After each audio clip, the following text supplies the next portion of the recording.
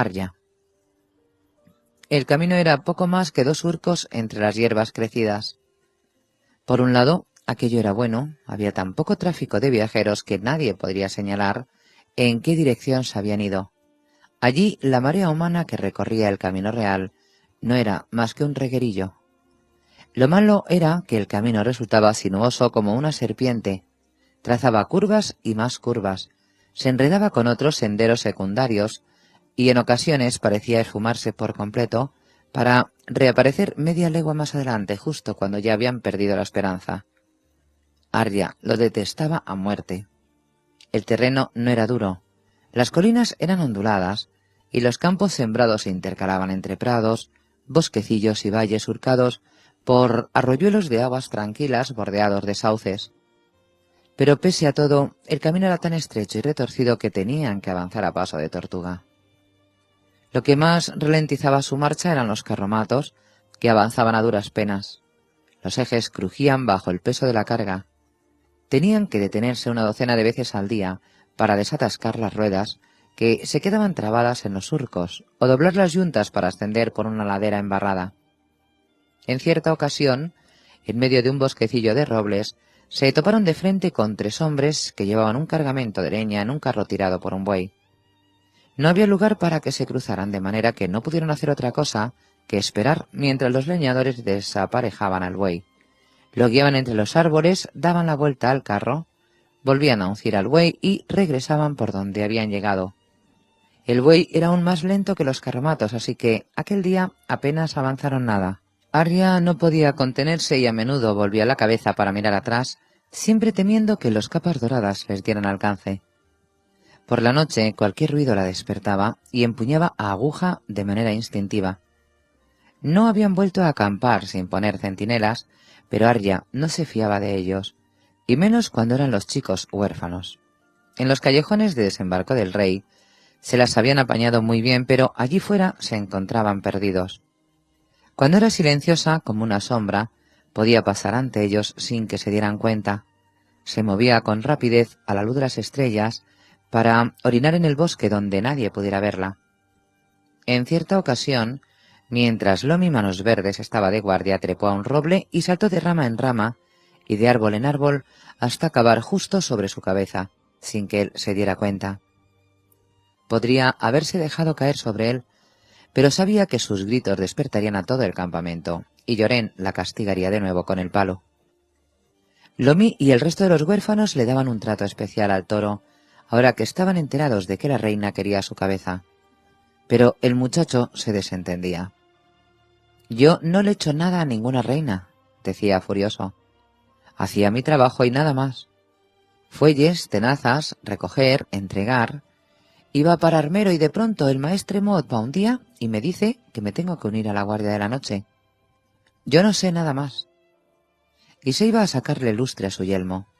Era un yelmo muy hermoso, curvado, con un visor de forma de rejilla y 2 grandes cuernos de toro metálicos. Arya lo veía pulir el metal con un paño encerado, hasta que brillaba tanto que se reflejaban las llamas de la hoguera en el acero. Pero nunca había visto que se lo pusiera. «Me juego lo que sea que es hijo de aquel traidor», comentó Lomi una noche, en voz baja para que Gendry no lo oyera. «El del lobo, ese, al que le cortaron el pelo en las escaleras de Baelor». «Pues no», replicó Arya. «Mi padre tuvo un solo bastardo y fue Jon. Se refugió entre los árboles deseando con todas sus fuerzas ensillar su caballo y galopar hasta casa. Era una buena montura, una yegua parda con una mancha blanca en la testuz. Y Arya siempre había sido buena amazona. Podía alejarse al galope y no volvería a verlos nunca, a menos que se dejara alcanzar. Pero entonces no tendría nadie que fuera en avanzadilla ante ella, ni que le cuidara las espaldas, ni que montara guardia mientras dormitaba, y cuando le alcanzaran las capas doradas estaría sola. Lo más seguro era quedarse con Llorén y con los demás. «No estamos lejos del ojo de dioses», dijo el hermano negro una mañana. «El camino real no será seguro mientras no crucemos el tridente, así que subiremos rodeando el lago por la orilla occidental. No creo que por allí nos busquen». Cuando llegaron a un punto en que 2 pares de surcos se cruzaban, giraron hacia el oeste. En aquella zona los campos cultivados dejaban paso a los bosques. Los pueblos y aldeas eran más pequeños y distantes, las colinas más altas y los valles más profundos. Cada vez les costaba más encontrar alimentos. En la ciudad, Llorén había cargado los carromatos de pescado en salazón, pan duro, manteca, nabos, sacos de alubias y centeno, y enormes quesos amarillos, pero ya se lo habían comido todo. Se veían obligados a vivir de lo que la tierra les proporcionaba, de manera que Llorén recurrió a Cos y a Kurt, que habían sido condenados por cazadores furtivos.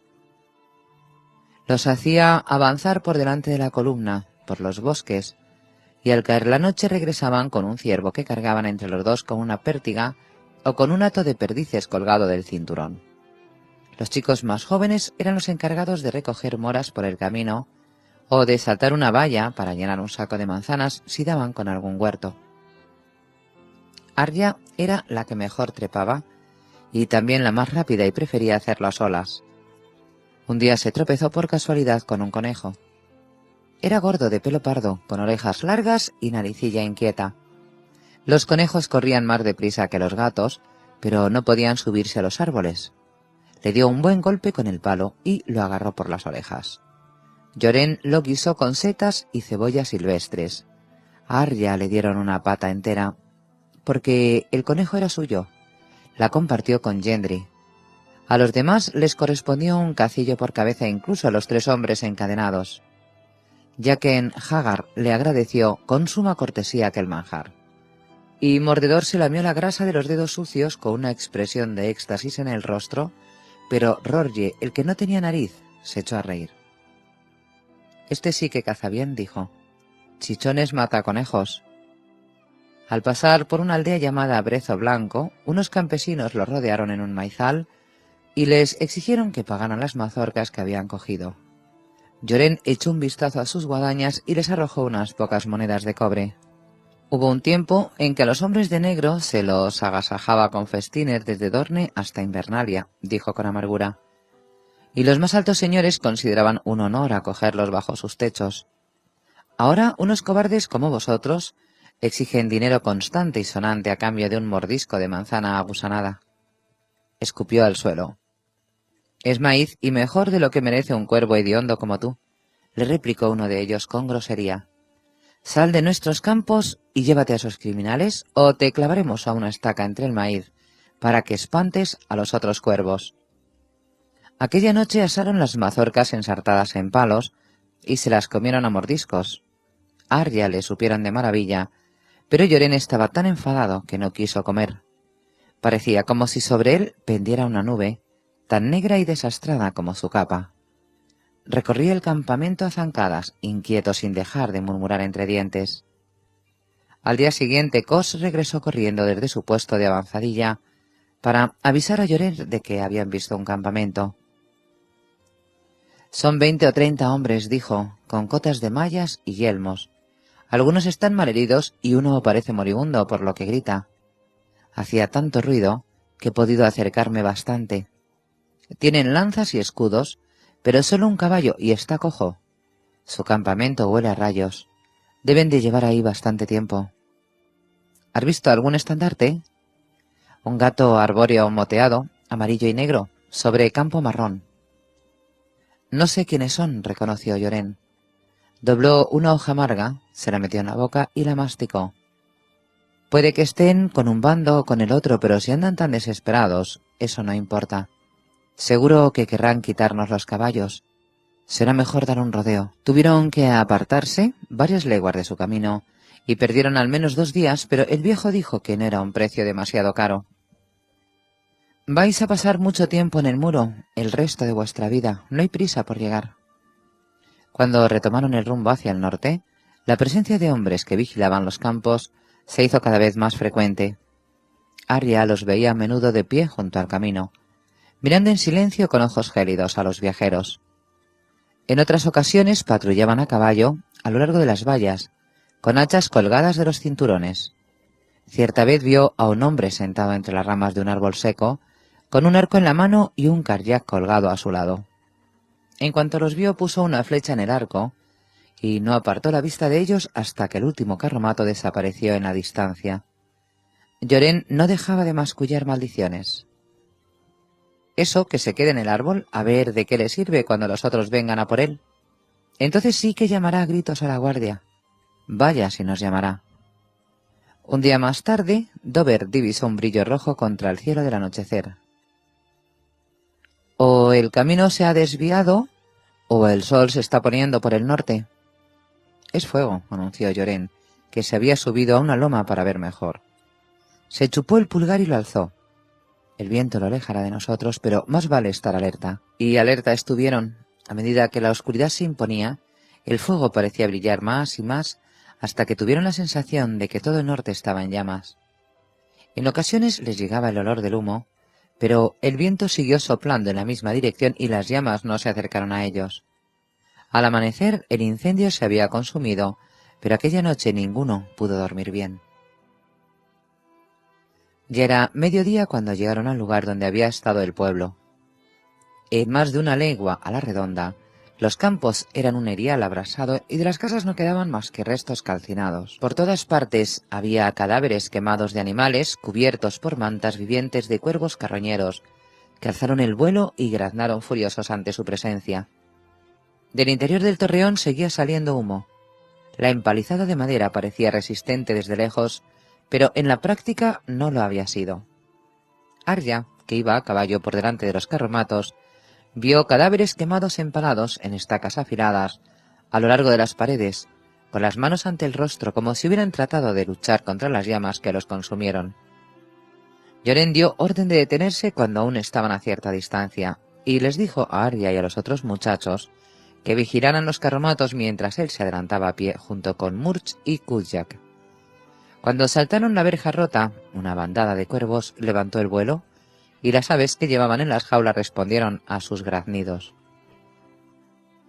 ¿No deberíamos ir a buscarlos?, le preguntó Arya a Gendry cuando pasó un largo rato sin que Llorén y los demás regresaran. Nos ha dicho que esperásemos. La voz de Gendry sonaba cavernosa. Arya se volvió para mirarlo y vio que se había puesto el brillante yelmo de acero con los cuernos curvos. Cuando por fin regresaron, Llorén llevaba en brazos a una niñita, y Murch y Kuljak transportaban a una mujer en una camilla improvisada a partir de una manta vieja. La niña no tendría más de 2 años y lloraba sin cesar, con un llanto gimoteante que sonaba como si se le hubiera atravesado algo en la garganta. Tal vez aún no sabía hablar, o tal vez se le había olvidado. El brazo derecho de la mujer terminaba en un muñón ensangrentado a la altura del codo, y sus ojos parecían no ver ni siquiera lo que tenía delante. Hablaba, pero solo decía una cosa. Por favor, gemía una y otra vez. Por favor, por favor. A Rory le hizo mucha gracia y se rió a través del agujero del rostro donde había tenido la nariz. Mordedor se empezó a reír también, hasta que Murch los llenó de improperios y les ordenó que se callaran. Llorén les hizo preparar un lugar para la mujer en la parte trasera de uno de los carromatos.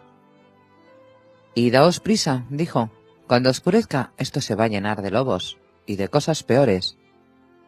«Tengo miedo», murmuró Pastel Caliente al ver cómo la mujer manca se agitaba en el carromato. «Yo también», confesó Arya. «No es verdad que matara a un chico a patadas, Harry». El muchacho le dio un apretón en el hombro. «Lo único que hacía era vender los pasteles de mi madre, en serio». Arya se adelantó a caballo para alejarse lo máximo posible de los carromatos y así no oír los gimoteos de la niña, ni los «por favor» susurrados de la mujer. Recordó una historia de las que contaba la vieja Tata. Hablaba de un hombre prisionero en un oscuro castillo, vigilado por gigantes malvados. Era muy valiente y muy astuto, así que engañó a los gigantes y consiguió escapar. Pero nada más salir del castillo los otros se lo llevaron y se bebieron su sangre roja y caliente. En aquellos momentos comprendía cómo se debió de sentir aquel hombre. La mujer manca murió al anochecer. Gendry y Kuljak la enterraron en una colina bajo un sauce llorón. Cuando el viento sopló, a Arya casi le pareció oír un susurro entre las largas ramas colgantes. «Por favor, por favor, por favor». Se le erizó el vello de la nuca y estuvo a punto de salir corriendo para alejarse de la tumba. Esta noche nada de hoguera, les dijo Llorén. La cena consistió en un puñado de rábanos silvestres que Cos había encontrado, un tazón de alubias secas y agua de un arroyo cercano. El agua tenía un sabor raro, y Lomi dijo que era porque corriente arriba había cadáveres pudriéndose. Pastel Caliente le habría dado una paliza si el viejo Reisen no los hubiera separado. Arya bebió mucha agua para llenarse el estómago con algo. Pensaba que no podría conciliar el sueño, pero al final se durmió. Cuando despertó, la oscuridad era absoluta y tenía la vejiga llena a reventar. Los durmientes se amontonaban en torno a ella, envueltos en capas y mantas. Cogió a Aguja, se levantó y escuchó con atención. Oyó las pisadas suaves de un centinela, a los hombres moviéndose en medio de sueños inquietos, los ronquidos traqueteantes de Rorye y el extraño siseo que emitía Mordedor al dormir. De otro carromato le llegó el sonido rítmico del acero contra la piedra. Llorén mascaba hoja amarga al tiempo que afilaba su puñal. Pastel Caliente era uno de los chicos que montaban guardia. —¿A dónde vas? —le preguntó Arya, al ver que se dirigía hacia los árboles. Arya hizo un gesto vago en dirección al bosque. —Ni hablar —dijo Pastel Caliente. Desde que tenía una espada colgada del cinto, había recuperado el valor, aunque no fuera más que una espada corta y él la manejara como si fuera un cuchillo de cocina. —El viejo ha dicho que esta noche no nos apartemos. —Tengo que orinar —explicó Arya. —Pues ponte contra aquel árbol —le señaló uno. —¿No sabes qué puede haber por ahí, Arry? Antes he oído aullidos de lobos.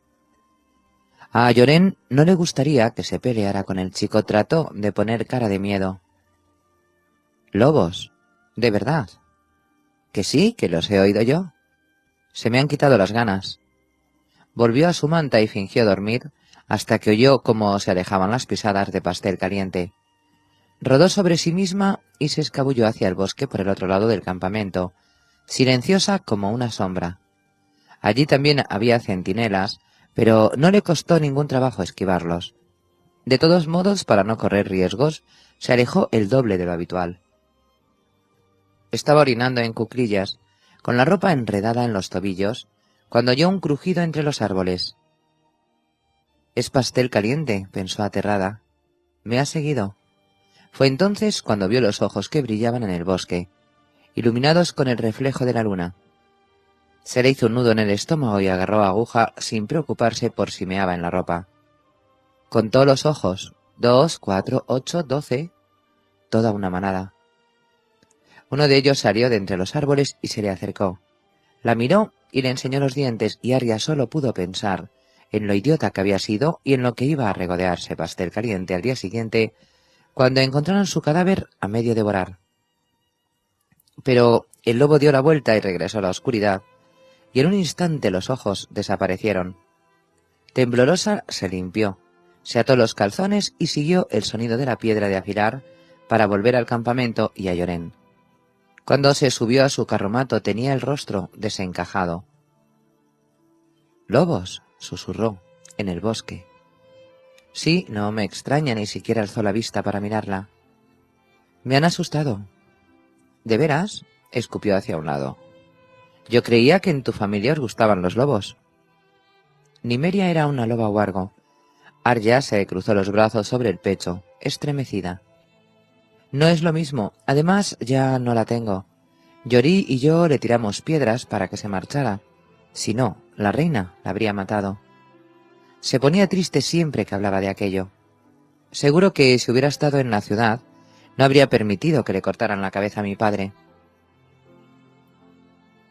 Los chicos huérfanos no tienen padre, replicó Llorén. ¿O se te ha olvidado? La hoja amarga le teñía la saliva de rojo, de manera que parecía como si tuviera la boca ensangrentada.